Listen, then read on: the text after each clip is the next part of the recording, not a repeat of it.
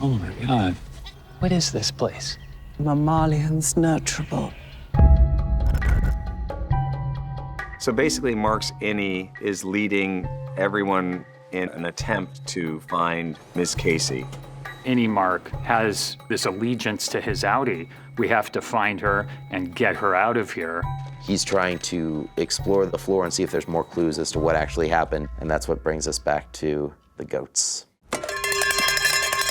The goat room was my favorite place we ever shot. We had actual goats running around, and we see the people who are taking care of them. We get a little bit of a sense of their culture and how sort of cagey and paranoid they are. And then, of course, we have the gift of Gwendolyn Christie, who's there as their leader, and I think really is the soul of that group in a very fun way. But before you go, we would like to see your bellies. But we still don't know what the actual purpose of the goats is and how what they're doing there relates to the greater picture of what's going on. Good morning, Seth. We explore what it is to be a person of color at Lumen. Natalie presents Milchick with these paintings of Keir, and it's a strange moment where Milchick has to sort of process this and try to question what's the motivation behind this. Oh my. I love their performances so much in that moment because it's about what you feel safe to say. And of course, Natalie especially knows that you never know when somebody is listening at Lumen. She knows that better than anyone. Congratulations, Seth. Does she get it? Is she going to be an ally? It's gonna be very interesting to find out. Dylan G., you've earned an 18-minute visitation event with your Audie's wife.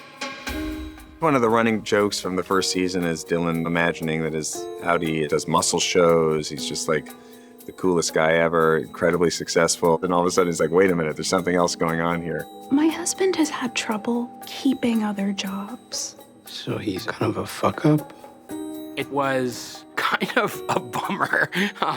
It's not all wins. It's not all I'm the man. There's a lot more going on. Lumen, of course, didn't want Dylan to know he has a family, but now that he knows that, how can they incentivize that? Because they know that that is now more important to him than any finger trap or caricature drawing. And so it just becomes the ultimate perk. It becomes do your job and don't cause a fuss, and we will give you the thing that is the most important to you in the world. He's also not really allowed to tell his coworkers about what's happening, so it kind of isolates him from them in a way that puts him at odds with all of his friends on the severed floor. Jesus Christ! So Mark sees us all. She's basically coming to him saying, if you actually want to make contact with your Innie, reintegration is the only way. We see in the first season how dangerous reintegration is by what happens to Petey. So at first, Mark is reticent about it. It's not until he learns Gemma may be alive that he's able to just say, yeah, okay, screw it, let's do it, let's try. I want to see my wife. We really explore the reintegration process where he is literally starting to go between both consciousnesses and starting to see things and feel things. And I think Mark knows that there's a very real possibility that this doesn't work and that he doesn't survive.